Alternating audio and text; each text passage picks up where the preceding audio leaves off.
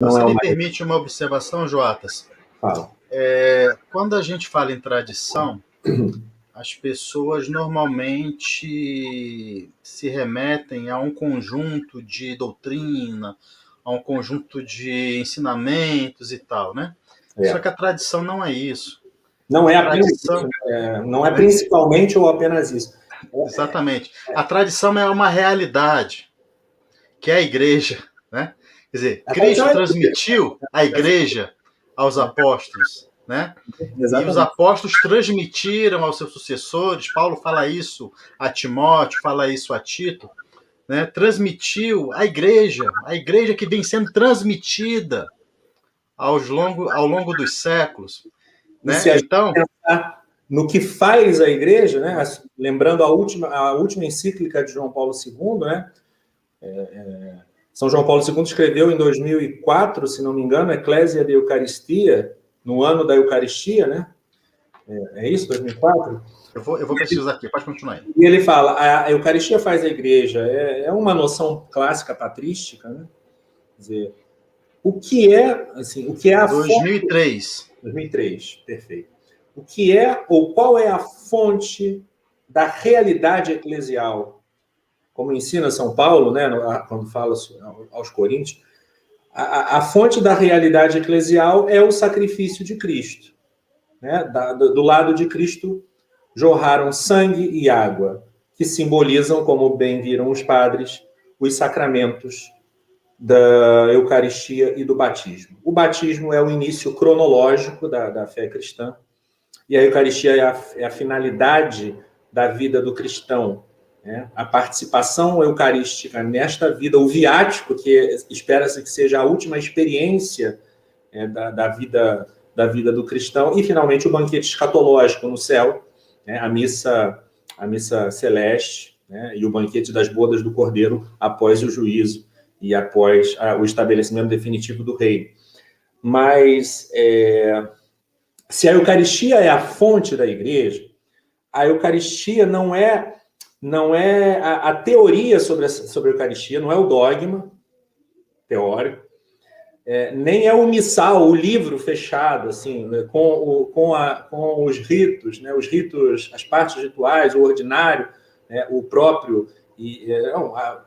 Assim como a Bíblia não é o livro encadernado, mas a Bíblia é mais propriamente a palavra de Deus, e a gente pode falar da palavra de Deus que ela se faz presente muito mais na proclamação durante a Assembleia Eucarística, na explicação, né, da homilia, no ofício divino, onde ela é a pauta da oração cotidiana dos religiosos, dos padres e de todos aqueles fiéis que possam acompanhar a oração pública da igreja, na Léxio Divina, na meditação que o fiel pode fazer. Aí é que a Bíblia se torna presente e real. Você sabe muito mais de Bíblia do que eu, porque você escreveu o melhor livro sobre o cânon bíblico existente.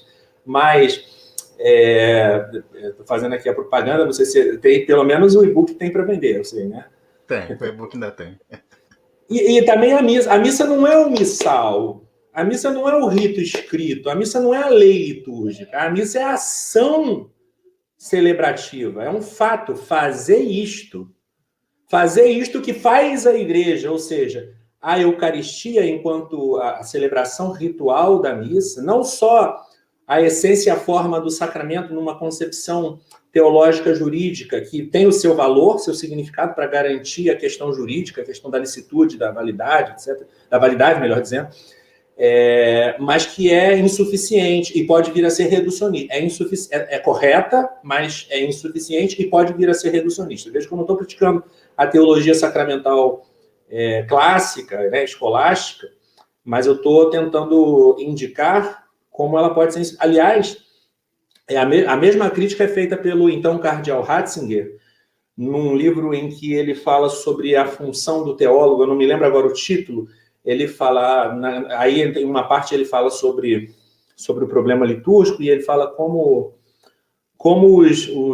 os novos liturgos, os novos liturgistas, eles acabam... Não é um dos 3 clássicos livros da trilogia.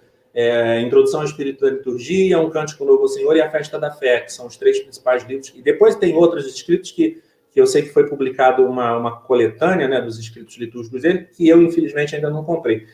O Ratzinger é o maior dos teólogos da liturgia dos nossos tempos. Talvez seja o maior porque a teologia litúrgica na verdade, é uma disciplina litúrgica recente, né? Ela só existe a partir do empreendimento do movimento litúrgico, que começou muito bem, mas não terminou tão bem assim. É verdade. Mas, enfim, as reflexões do Ratzinger são excelentes e elas nos ajudam a recuperar um pouco o sentido do rito enquanto parte da tradição, de que ele não pode ser reduzido à matéria e à forma da teologia sacramental jurídica clássica, e que nós devemos entender que o rito é isto que o rito, enquanto não uma lei que está no missal, mas enquanto a ação cultual, a ação ritual, os gestos, os atos que realizam a ação moral do sacrifício de Cristo, que o atualizam, né, que o representam no sentido clássico da representação, né, não no sentido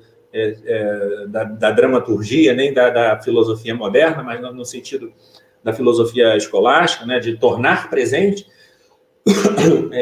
como Santo Tomás fala, né, representar o sacrifício. Depois esse termo está no decreto sobre o sacrifício da missa do Concílio de Trento, né? O Concílio de Trento é o concílio que dogmatizou a Eucaristia, tanto do ponto de vista do sacramento da presença, quanto do ponto de vista do sacramento do sacrifício. São